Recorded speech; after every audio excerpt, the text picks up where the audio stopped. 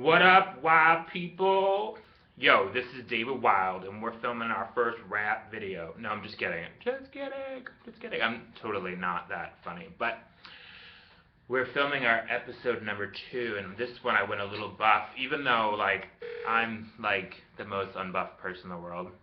It's so sad when you live in a community where this could be, I could have a bag on my face. Even if this was attractive, I could have a bag on my face.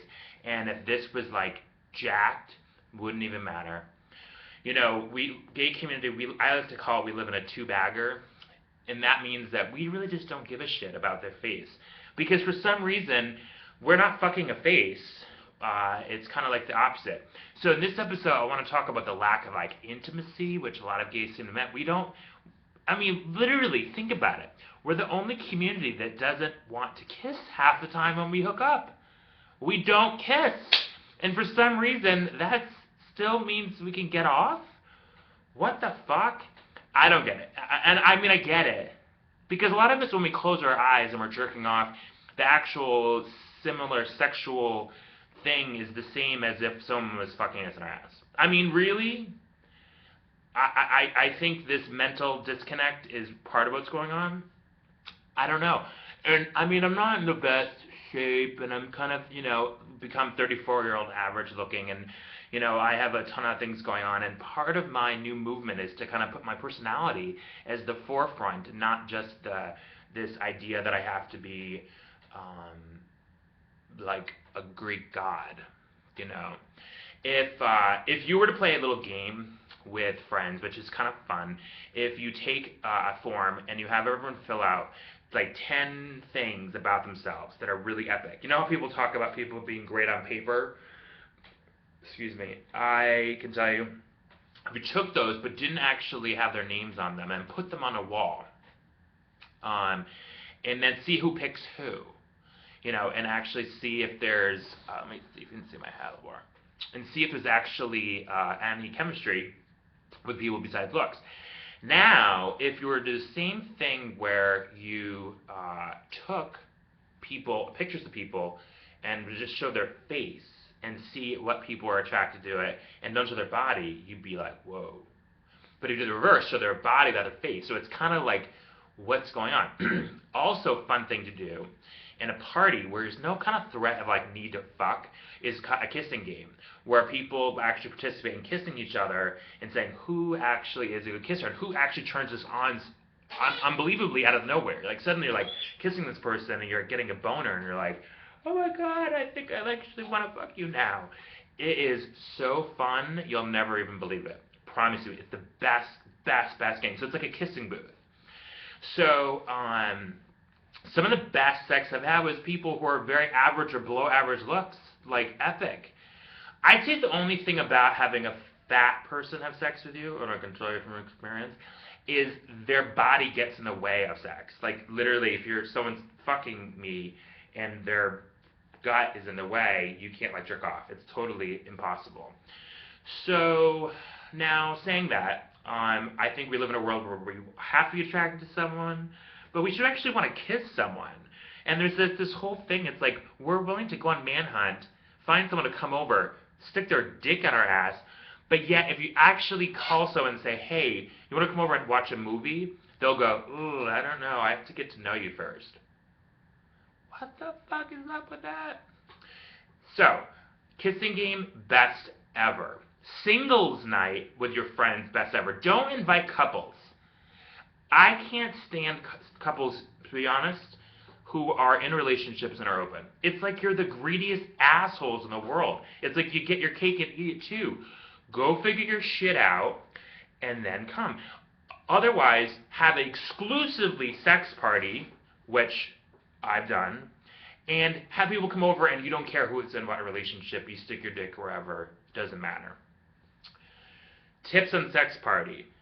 Throw them with half friends, half strangers. So it doesn't think you're fucking your friends. Also, have a sex party if you want where people wear masks right here, eyes wide shut, because then you kind of just disassociate. The other way to do it is the purely kind of simple, nice way of doing it, which is basically to have a kissing party, which is fun. You basically do pajamas in the most like unflattering body look ever, but you have a nice clean face, lots of scope and breath, right? And then you just have kissing party. It's super fun. The best way to do that is not to eat before you do it, because you don't want to have raunchy breath, and to have lots of breath mints and available things like that. Also, tip on kissing parties, put ice in your mouth to numb your lips a little bit, so that when the two lips kiss, they warm each other up, and it is amazing. Okay, moving on. Let's talk about politics. Okay, so currently everyone's talking obviously about what's going on in the Senate with the debt, and what's going on with gay marriage, and what's going on with gun control and things like that. And I think what would make this more fascinating is if we actually had something relevant to say besides these kind of preachy opinions, which is me, is like when I say, like, let's have a opinion that's based on something that's just not just like I need to vent. I think it's like advice opinions. Meaning, I'll use an example for myself. My advice would be for us to have a way to identify truth in politics, which is really impossible because politics by nature is a bunch of lies. But how do we make people feel super confident that people we elected are actually giving us an authentic truth? For example, the new mayor of Boston, which our election is coming up. How do we have that election and feel confident the new person coming in is real? Well, Mayor Menino is a scrubby kind of blue-collar guy, and for some reason people just couldn't believe he'd lie. It doesn't come across as possibly like he is smart enough to lie. So that makes them more authentic. It's the real smart people that we worry about. Okay, so that was my politics for the day. Fourth, I don't know what number I'm at, is education. I'm like a huge proponent of education. I don't mind having a bitchy personality when I can put up my degrees and show that I actually have a little bit of training behind them.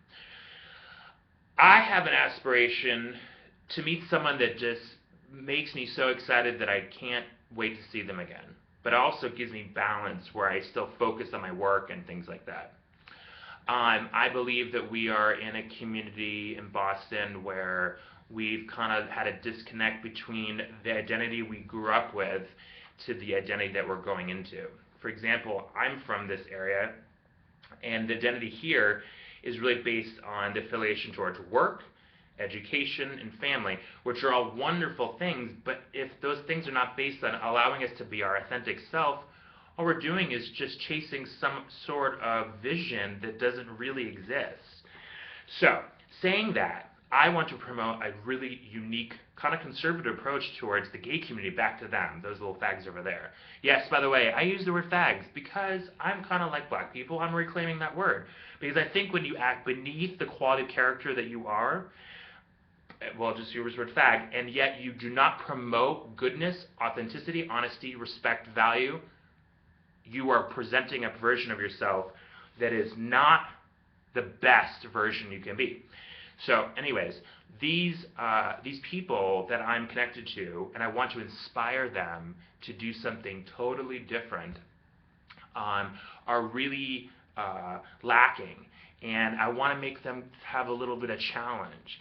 So my challenge for the gays this week is to make them stop and find the biggest flaw they think they have, and find people that complement that flaw, and welcome those people into our lives more aggressively.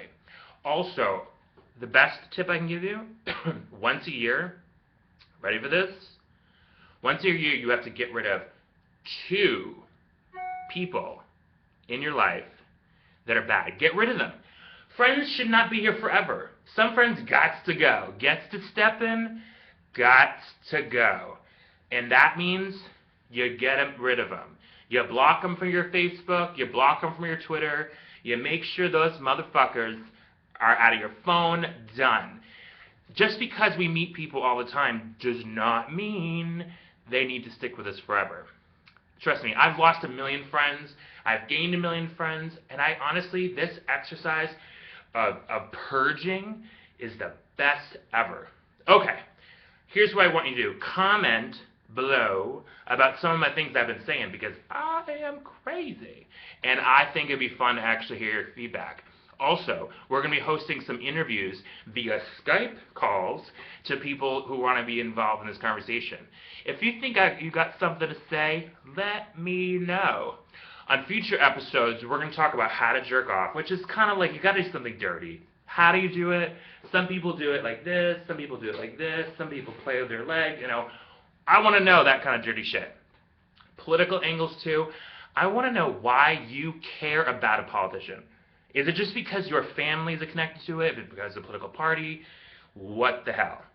Lastly, I want to hear you talk about your relationships. I want to talk about your parents. Why you don't challenge them. Why is that? Why you don't challenge your friends. Why we don't call our friends out on their bullshit, but yet we have the balls to talk about them behind their back. Call it out. That's what we're going to talk about here on the David Wilde Show, and I hopefully you will do that. And we have some porn stars we're going to be talking to, and if you guys want to talk to them, let me know. Oh, we have a few escorts, hookers. I've met some, never paid for one. I just find them to be a little so damaged that I don't even know how to talk to them. But I think they're fascinating to hear to. They can speak. Oh, and then we're also going to be doing an intervention in like a week. I have this guy who I know, not really friends with, but I need him to go to rehab. And I want to talk to him right before. Okay, so I will talk to you later. Bye.